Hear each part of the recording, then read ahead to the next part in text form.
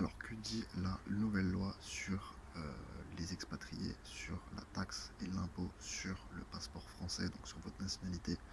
Donc, pour les expatriés, donc, que ce soit Dubaï, que ce soit la Thaïlande, que vous soyez expatrié au Brésil, au Mexique, etc.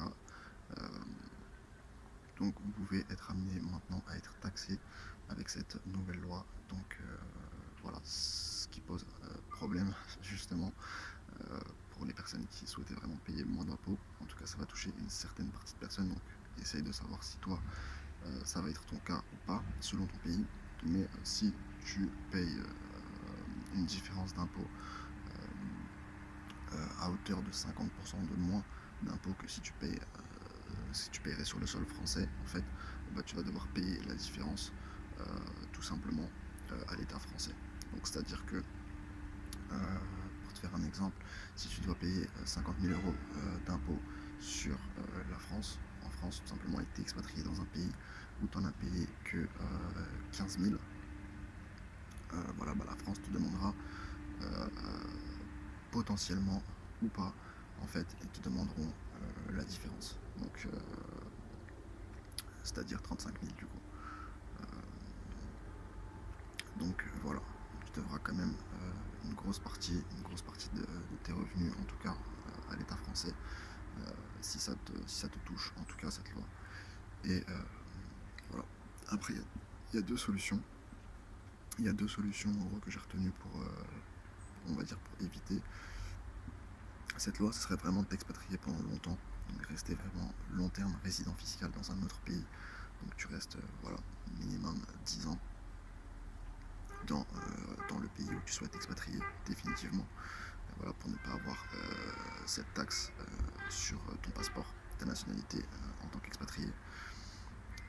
Voilà, donc tu restes 10 ans dans le pays sans revenir en France, bien sûr, et avec voire aucun bien du tout en France, aucun rattachement, aucun compte bancaire, etc. Donc soit tu as cette option-là, de rester très longtemps expatrié à l'étranger pour que cette loi ne s'applique pas à toi, ou tout simplement tu as la possibilité également de renoncer à ton passeport français. Après, je pense pas que ce soit la meilleure option selon les cas, parce que selon les cas, ça peut être intéressant de garder quand même la double nationalité. Et je sais pas moi, si tu as des enfants qui sont nés en France, si tu as encore une partie de ta famille qui est en France, on sait jamais, peut-être que plus tard tu auras envie de revenir en France. Donc ça, tu peux pas le savoir à l'avance, malheureusement. Même si tu fais le tour du monde, tu peux avoir envie 30 ans plus tard de revenir en France. Si t'as pas les papiers, ce sera déjà galère. Tu peux avoir des biens immobiliers en France, donc t'as pas forcément envie de perdre la double nationalité pour des raisons de droit, de procédure, etc. T'as pas envie de perdre tes droits français. Ça peut être, euh, ça peut être aussi intéressant de les garder, que ce soit pour tes futurs enfants, ou voilà. Ne serait-ce que, comme je te dis, si tu as envie de revenir sur le sol français, faire valoir tes droits alors que tu as renoncé à ta nationalité française et à ton passeport français, ça va être compliqué. Tu repars à zéro et du coup, si tu reviens en France, tu vas galérer pour du coup refaire valoir tes droits, même si tu viens dans un pays européen, euh, vu que tu n'auras plus la nationalité française européenne. Du coup, tu vas galérer pour faire valoir tes droits en tant qu'ancien français, entre guillemets quoi. Donc voilà, après tu devras passer par des procédures, des galères juste pour avoir la nationalité française, euh, parce que tu n'auras plus du tout les droits si tu renonces à ton passeport. Donc voilà, dans certains cas ça peut être intéressant si vraiment tu décides de plus jamais revenir en France. Donc voilà, tu décides de vraiment définitivement t'installer à tout jamais dans le pays en question où tu as envie de t'expatrier. Là tu peux renoncer à ton passeport, parce qu'en gros il ne servira vraiment plus à rien.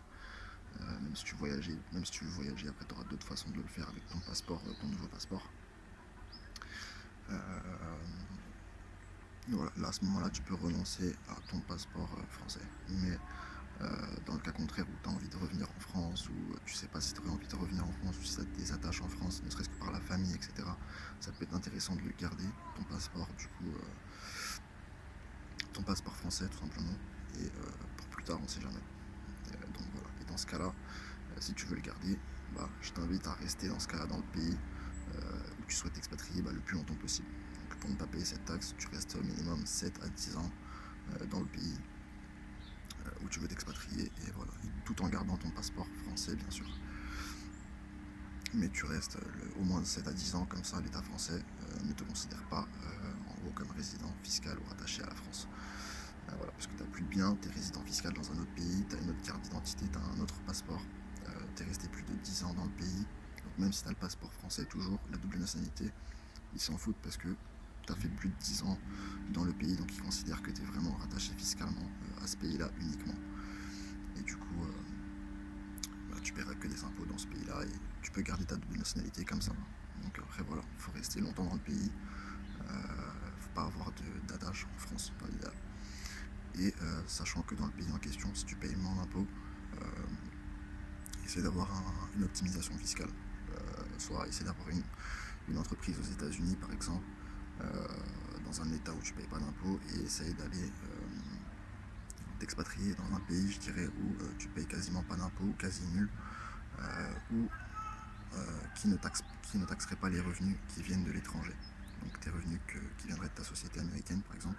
Si tu t'expatries dans un pays qui a une taxe territoriale, c'est-à-dire qui ne taxe pas les revenus qui viennent de l'étranger, tout simplement tu ne paieras pas également d'impôts sur ces revenus-là, en tout cas dans ton pays où tu t'es expatrié. Voilà, parce qu'ils ne taxeront pas les revenus étrangers. Donc ça peut être intéressant comme optimisation avant de t'expatrier.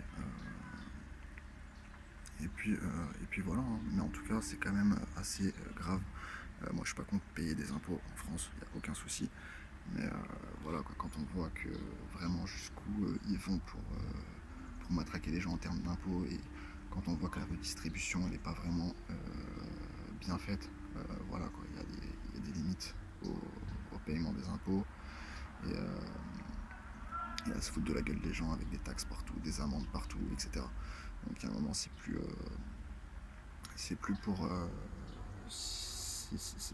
c'est plus pour faire du bien au pays, c'est plus pour rendre service à la population, pour aider la population, c'est juste pour matraquer les gens et enrichir les gens qui sont au pouvoir en fait. Donc voilà en fait pour cette petite vidéo. Donc il n'y a pas de souci à payer des impôts en France, bien sûr, si vous êtes en France, et que voilà, il n'y a aucun problème avec ça. Mais là c'est trop, vous vous rendez compte que ça veut dire que si vous êtes expatrié, je sais pas moi, vous êtes expatrié au Mexique, admettons, et vous payez beaucoup moins d'impôts qu'en France, comme je vous disais tout à l'heure, pour 50 000 euros d'impôts, vous expatriez par exemple que 2 ans au Mexique, et vous avez fait, je sais pas moi, vous devez 50 000 euros en France, et admettons au Mexique, vous en deviez que, vous payez que 10 000 euros d'impôts, vous avez payé que 10 000 euros d'impôts en étant au Mexique, parce que vous êtes habité dans le pays, donc vous payez des impôts dans le pays où vous êtes.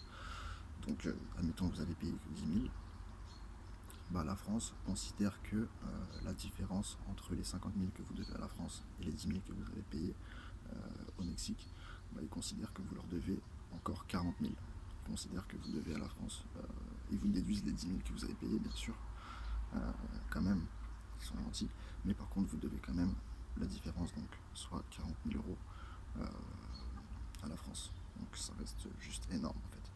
Alors que pourtant vous n'habitez pas vous n'avez pas résidé fiscalement sur un an dans l'année en France. Mais vous devez quand même les 40 000 euros. Donc c'est quand même assez bizarre. Donc voilà, sachant que vous n'avez pas profité des infrastructures dans le pays, etc. Donc voilà, c'était tout pour cette petite vidéo. Alors je te dis à la prochaine.